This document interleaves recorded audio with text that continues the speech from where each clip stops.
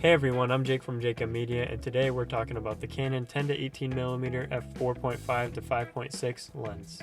I've only owned this lens for a few months, but it's worked really great. I bought it to use for some indoor shots for my business, but when COVID hit, I never actually got to use it for that. However, I have been able to use it for some personal photos and videos. With that said, let's get into the specs. Starting off, this has a focal length from 10mm to 18mm. The full frame equivalent of that is 16mm to 28.8mm. So that's a really wide range to work with crop sensor bodies. Moving on, we have the max aperture, and this goes from f4.5 at 10mm to f5.6 at 18mm. So you're not going to get a lot of super blurred out backgrounds at f4.5 or 5.6 with this lens, but I mean, at the price point, you can't really ask for much more.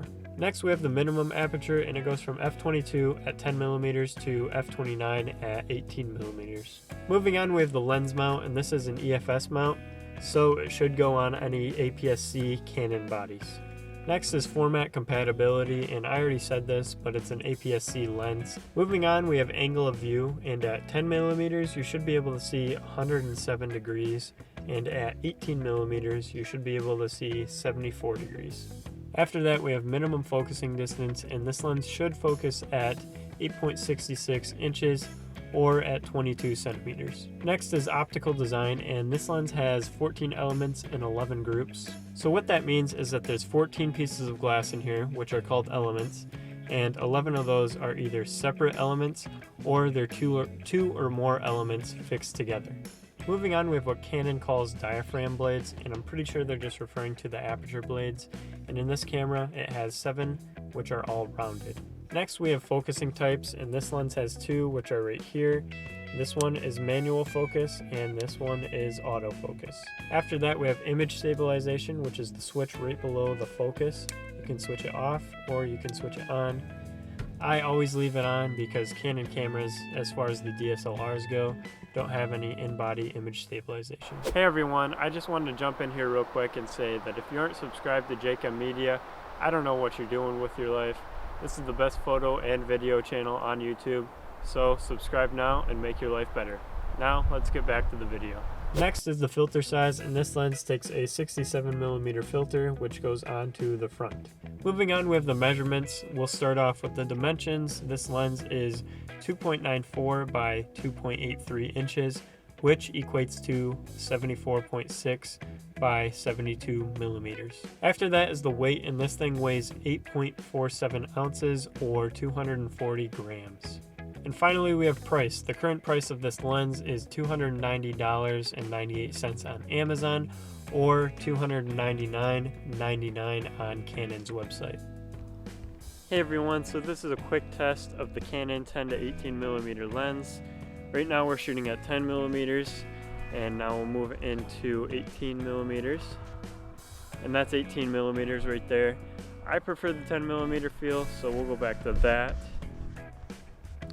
Now with this lens, you're probably going to notice some warping along the edges. That's totally normal with wide angle lenses just like this. In my opinion, this is one of the best, if not the best, wide angle lens that you can get for APS-C bodies, so I highly recommend it if you are looking for a wide angle lens.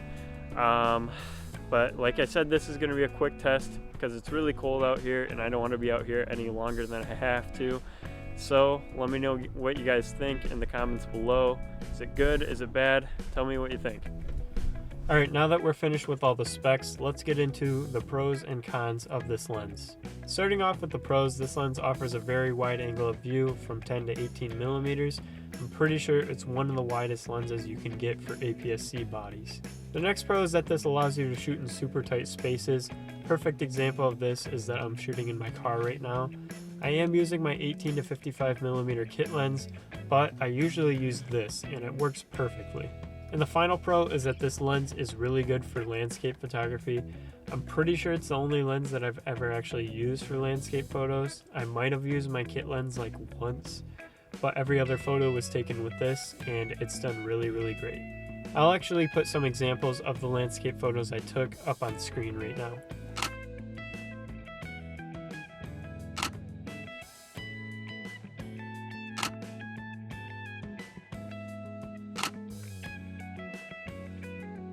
Alright, that's it for the pros. Now let's move on to the cons. Starting off with the first con, the aperture on this lens is not that fast.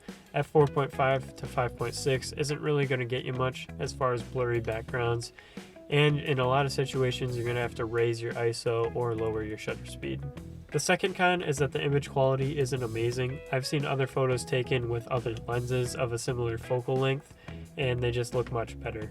The next con is that this lens will warp your images on the edges. Honestly, I don't see this as a huge issue because a lot of wide-angle lenses warp your images anyways, but I thought I'd throw it in there. And the final con is that this isn't good for portraits. Like I said, this lens will warp your images and it'll do the same to your face, so it'll make your face look long and skinny. You're not going to want that in your photos, so if you're looking for a portrait lens, I'd veer away from this one. Alright, that's it for the pros and cons. Now I'm going to list off reasons why you should or shouldn't buy this lens. Okay, in my opinion, you should buy this lens if you need a good vlogging lens, or if you need a wide angle for shooting indoors or for landscapes. You should not buy this lens if you're looking for a good portrait lens, if you want something that can zoom far in, or if you want something that can really blur the background. So in conclusion, this is a great wide angle lens for the APS-C EFS mount, and I highly recommend it, especially for beginners. If you'd like to check out this lens, I'm going to link it down below. I'll put both the Amazon and Canon links down there. And that's going to wrap up this video. If you enjoyed watching this video and would like to see more, subscribe by clicking right here. Thanks for watching, and always remember to capture great moments.